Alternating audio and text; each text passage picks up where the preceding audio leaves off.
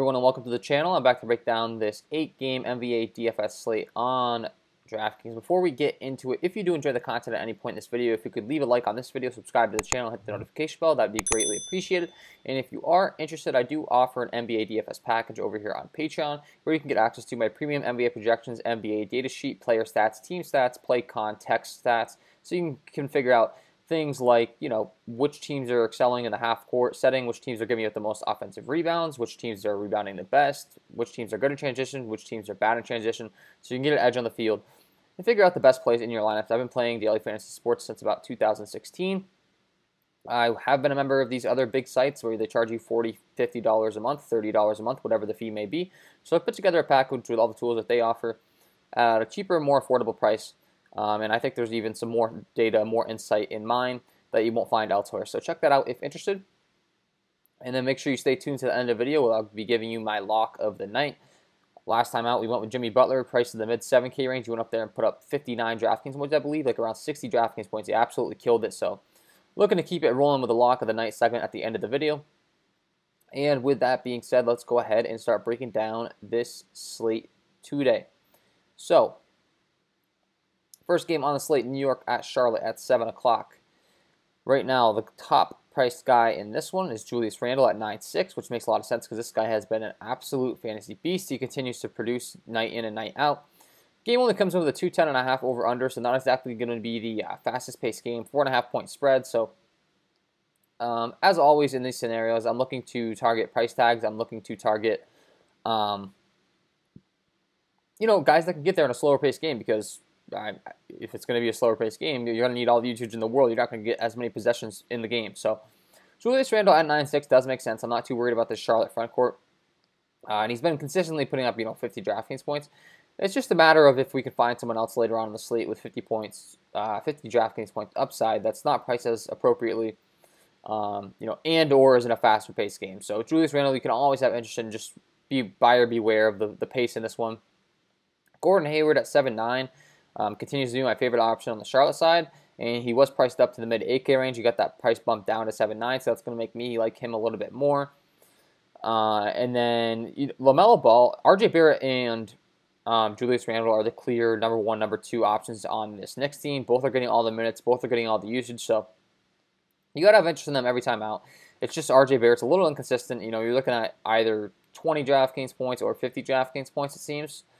So be aware of that, but he definitely has the upside to get you there. He's just got to be efficient in his time that he's on the court, especially in a slower-paced game, such as this one. LaMelo Ball continues to see his price tag increase. This kid is the real deal. I mean, 61 DraftKings points last time coming off the bench. So he seems to be an obvious triple-double candidate every single time he gets on the floor, which is good on DraftKings. You get that triple-double bonus. If he doesn't get you to the triple-double, he'll get you the double-double bonus many times. The only issue with LaMelo is the minutes and the pace. So, last time out he got 31 minutes, but he was playing against the Atlanta Hawks in a much faster up-tempo game. This time out, his price tag went up even more, and he's playing in a very slow-tempo game. So, he's only 7K, and he put up 61 DraftKings points last time out, so you would say that would be a discount, but it's just I've really missed out on the LaMelo Ball train, unfortunately, just because of his role and stuff. It's kind of scared me off him, and he just continues to produce. So it's just it'll be interesting to see what his ownership is. It'll be interesting to see how he grades out my final projection model, my final projection run, and then we'll go from there. He's a tough one to crack. I definitely have interest in him. It's just his role makes things a little complicated, especially now that he's up to 7K. If he only gets you around those 30 DraftKings points, you're not going to be very happy with that. So, and then Elfrid Payton at 6.4 makes a lot of sense as well in this one. Getting a lot of minutes, as mentioned, RJ Barrett and Julius Randle, but Elfrid Payton's kind of the third guy. All three of these guys are getting lots of minutes, lots of usage. So, I'd be looking there as well. And yeah, Mitchell Robinson would be my last option at 5.5 starting center. He's underpriced for his role. Only 21 DraftKings points last time out in 34 minutes, but taking on the Charlotte front court, I could definitely see him getting up more towards the 40 DraftKings points that we saw against Utah back on the 6th. So he'd be the last one I'm looking to in this one. Moving further along, Cleveland at Memphis. Andre Drummond at the top at 9-2. As far as the Vegas totals in this one, this game doesn't have an over-under released yet, but the Cleveland Cavaliers are 1-point favorites. So a game that's expected to stay close. As far as the pacing, I wouldn't expect this game to be a very high over-under, so maybe not quite as bad as the New York-Charlotte game, but not way up there in the 230-plus range. So we'll have to keep an eye on that. If Vegas surprises me, I'll adjust accordingly. But Andre Drummond at 9-2 continues to be an absolute great play. He put up 63 DraftKings points last time. He played 41 minutes, 24 rebounds and 26 points. I think that's something that Andre Drummond supplies every night out. He's a very good rebounder, so he can get you way up there in rebounds. And as far as the Cleveland injury news, we'll have to keep an eye on Colin Sexton. Kevin Love continues to be out. Darius Garland continues to be out. Kevin Porter Jr., Dante Exum. So that's going to open up a lot more usage and a lot more shots for these guys. But the biggest news is definitely Colin Sexton. And he is, a true questionable. So we'll have to see. If he's unable to suit up, expect Damian Dotson to get some more run. And then I'd have some more interest in a guy like a Chetty Osman at 5'9". Last time putting up 16 DraftKings points, but the time before putting up 35. He went down to 5'9" compared to 6'2", which I like to see. I'd be looking there. Damian Dotson is 4'9". He does have the ability to shoot the 3-ball. Last time out, he only shot 2 for 7 from behind the arc, but he still put up 40 DraftKings points at 4'3". So, his production is really going to be tied to if Colin Sexton's available. But if Colin Sexton's out, again, he makes a lot of sense. And then I do think that JaVale McGee continues to be an interesting play at 3'8". He's getting a decent amount of run behind Andre Drummond, 17 minutes or so. If he can get you out there, 20 minutes or so, he could definitely put up 30 DraftKings points with his production. And you'd be looking real good at 3'8". So he's an interesting option. And then, on the Memphis side, it really comes down to the wings. You could play Jonas Valanciunas at 7-2, but I think he continues to be priced pretty appropriately for his role, and his upside's kind of limited. He's getting around like 35 DraftKings points a game. That's great and all, but that's not really tournament winning upside. I'd be looking at Kyle Anderson and Dylan Brooks mostly. Kyle Anderson comes in right now at a 6'6" price tag. Only saw 26 minutes last time out, but he's a guy that was killing it there for a long stretch. He had 47, 41, 45 DraftKings points. He does make some sense if he can get back up some upside. I expect his ownership to be lower. Dylan Brooks is a guy who can stroke it from behind the arc, so I always have interest in him on DraftKings. At 6'3", he continues to be priced in the mid-6K range, even though he's not really doing that well, so it's kind of frustrating. But I'm just waiting for him to drop down to mid to high 5K range, and then I'll be all in. But this guy can literally go out there and put up 50 DraftKings points for you, so he makes sense. And that's what I'd be looking to in this one. The last one I would mention would be DeAnthony Melton, who continues to see some decent run off the bench, around 20 minutes a game. And if DeAnthony Melton gets hot, he could definitely get you there as well at 3'8". And yeah, that's what I'd be looking to in this one. Moving further along, Milwaukee at Orlando. Giannis Antetokounmpo is questionable in this one, so that's kind of big news. He is listed as probable, so DraftKings still has him listed as questionable, but he comes in as probable, so expect him to be in. Evan Fournier also listed as questionable on DraftKings, and a true questionable, so keep an eye on him. Michael Carter-Williams continues to be out. Markelle Fultz is out for the season, so 7.5-point spread in this one in favor of the Milwaukee Bucks. There is no over-under released as of now, but that's where we're at as far as that's concerned. With Giannis in, you could be looking at him 11K if this game is expected to stay close. And 7.5-point spread isn't the worst in the world. On the Orlando side, I'd definitely be looking to Nikola Vucevic at 8-9. He'd be my top priority. 58 DraftKings points last time out. And he's going to get all the usage in the world right now with no Markelle Fultz anymore. They really need him. Aaron Gordon and Terrence Ross are the next guys. Aaron Gordon comes in at 6'7". I really like these guys, especially if Evan Fournier's out.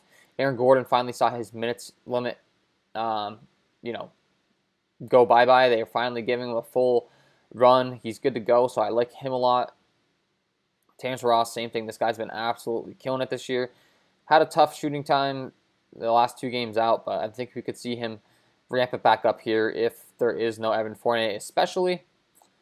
And then, yeah, that's pretty much, this game's pretty straightforward for me. I mean, Drew Holiday and Chris Middleton make sense as well at 8'2" and 6'9". Chris Middleton's priced up a little too much for my liking at 8-2 with Giannis in the game. If Giannis was out, I'd have more interest, but not really looking to go there. I'd have more interest in Drew Holiday at 6-7, who I think continues to be underpriced for his, or 6-9, I'm sorry, who it continues to be underpriced for his upside. This guy can easily put up 45, 50 DraftKings points, and he's still in the 6K range, so I like him the most, relative to his price tag. Moving further along, Phoenix at Washington. Russell Westbrook at the top is out in this one. So that's going to continue to make Bradley Beal a great play at 9-9. 5.5 point spread in favor of the Phoenix Suns in this one. And Bradley Beal, going to be a top priority for me at 9-9. He's going to get all the usage in the world. We've seen him shoot 29 and 35 times the last 2 times out. He's going to shoot a lot of times. I really like him. So yeah, that's pretty straightforward and simple. Devin Booker at 7-9. Waiting on this guy to have a big game. Hasn't really been doing it all season long. He's getting around 40 DraftKings points. He was priced all the way up in the 8K, 9K range to start the season. Now that he's priced down to 7-9, I do think that he's a really good tournament play because he hasn't really had a big game, and this Washington team is very, very bad defensively. So I actually really like Devin Booker in this one. I think this could be the one that he goes off. So I'd be taking a hard look at D-Book in this one. Chris Paul at 7-2. 33 minutes last time out, 33 DraftKings points. Same thing applies to him. I really like Chris Paul and Devin Booker. They're going to get all the usage, and this Washington team doesn't scare me defensively. Thomas Bryant went down with a knee injury last time out, torn ACL literally in the first 30 seconds of the game, so he's out for the season. All right, he played 2 minutes and just went down, so that's unfortunate, but that's going to open up some more room for guys like a Rui Hachimura, like a Davis Bertans, so I like them a lot more. Expect them to get an increase in usage. Did get an increase in a price tag, but I still think in the mid 5K range. These guys are priced low enough to where they can really blow these price tags out of the water, especially with no Thomas Bryant. They're going to be leaned on a lot heavier. Same thing for Denny Avdija. He had put up 40 DraftKings points last time out. Similar results could happen here. So those would be the guys I'm looking to. And then, we'll have to keep an eye on the starting lineup, but also Mo Wagner could be an interesting option for Washington because this guy's actually a really good fantasy point per minute producer. Put up 26 DraftKings points last time out in only 20 minutes. So if he's going to get some run, he would obviously become a great value play as well. And Troy Brown Jr. at 3-4. I don't know really what their plan is with this guy. They seem to have dimmed down his minutes a lot. He's a guy I really like playing if he's going to get the run, but like I said, let's keep an eye on that starting lineup, and the forwards and the bigs, it's definitely going to open up some usage for him. Last guy I'd mention is Jay Crowder on the Phoenix side at 5-2. I think he continues to be underpriced for his upside.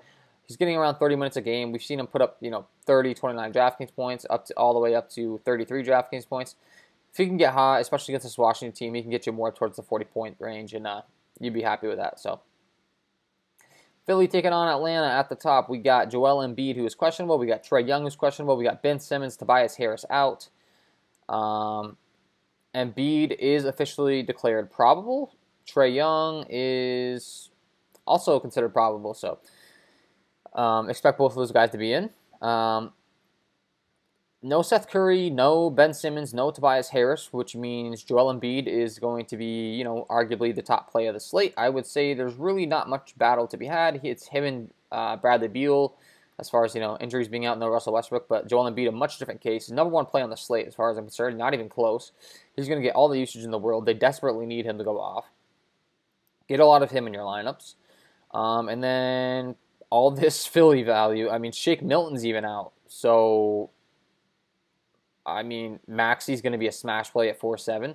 Danny Green's going to be a smash play at 4-7. Maxi put up 61 DraftKings points last time out. Just absolutely going off. Danny Green at 4-7. Put up 27, but he's going to have to see all the minutes in the world. He can shoot it from behind the arc. These guys don't have any bodies. They're going to need everyone. Isaiah Joe, Mateus. These are all guys that are going to have to step up and play big minutes. 45 minutes last time out for Isaiah Joe. Matthias, same thing as far as, needing his minutes, 41 minutes. So, yeah, a lot of value to be had on this Philly side. You're going to have to pick and choose. I'll be definitely relying on my projections, but Joel Embiid and,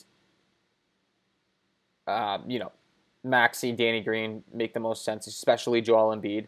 This guy's just going to be an absolute smash play. And then on the Atlanta side, honestly, I'm not all too interested in anything too much.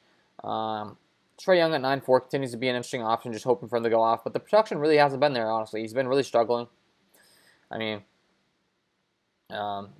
he's going to get to face off against the second unit kind of deal in the defense, so maybe that helps his case. But maybe these guys are even better defensively without a Tobias Harris and without a Ben Simmons. They probably might get better a little bit on ball defensively. Seth Curry, not exactly the best defender either. So, and then Kevin Huerter is questionable, so maybe opens up more room for a Cam Reddish. But he's listed as probable as well. So DraftKings a little slow in the gun to update those. So I'd expect all these guys to be in outside of Ben Simmons, Tobias Harris, Seth Curry, Shake Milton. Joel Embiid, absolute smash play. Make sure you're playing him. New Orleans at Dallas at 8.30. Luca Dodgers at the top at 11.3.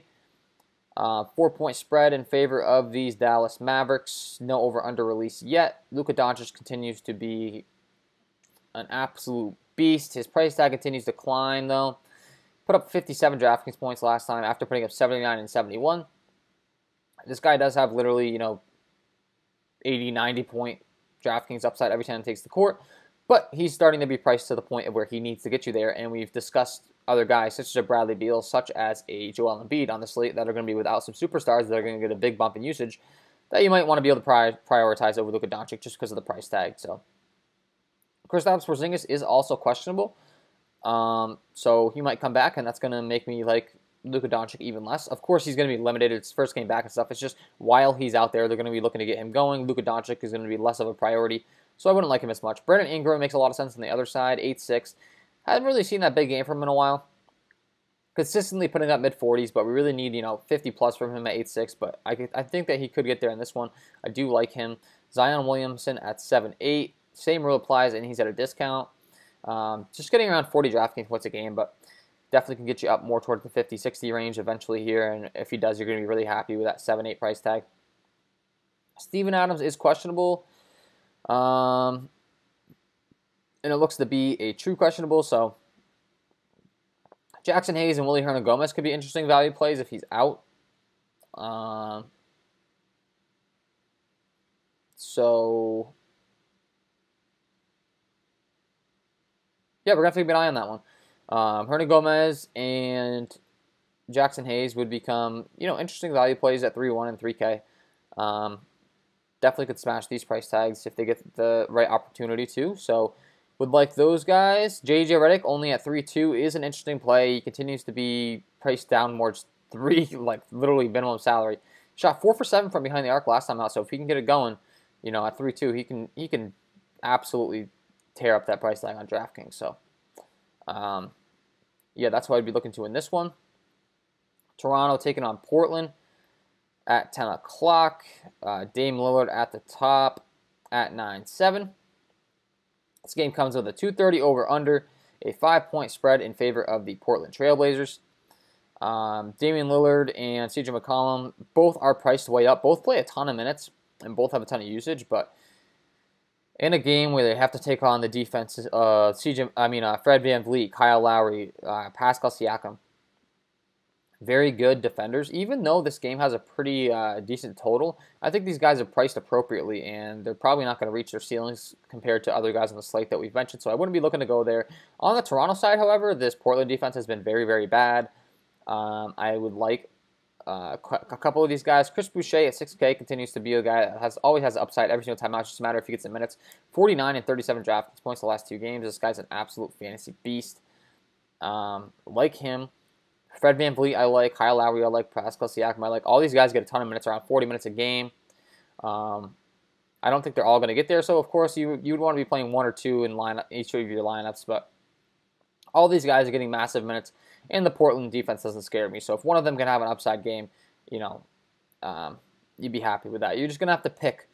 You can't play all of them, but they each all get minutes based on your lineup construction. If it comes down to one position being left to fill in, and we have these guys available with your position, they make a lot of sense to throw in. And then Robert Covington at 5.2, I do like as well. Getting around 30 minutes a game. Hasn't really seen that big upside game, but if he can get it stroking from behind the arc, he would make sense at his 5.2 price tag.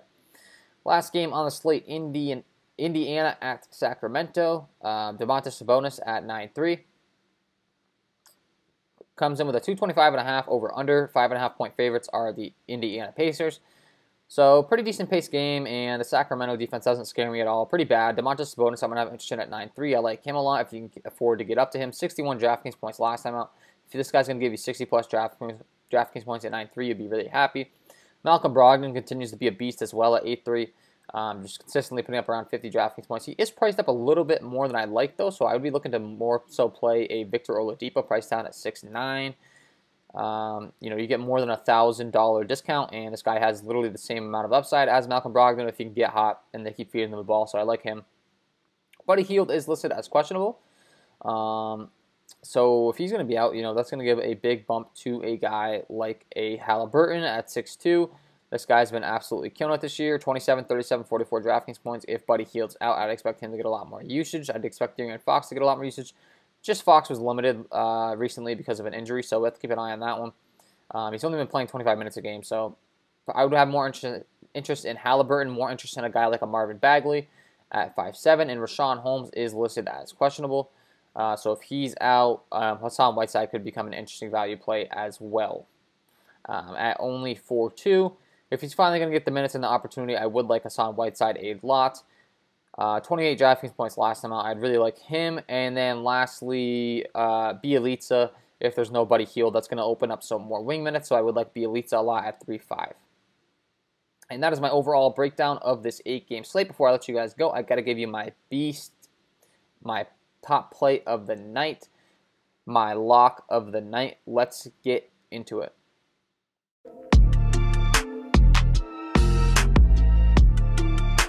And my lock of the night tonight is no doubt going to be Joel Embiid. I don't think this is a hot take at all. The Philadelphia team completely depleted.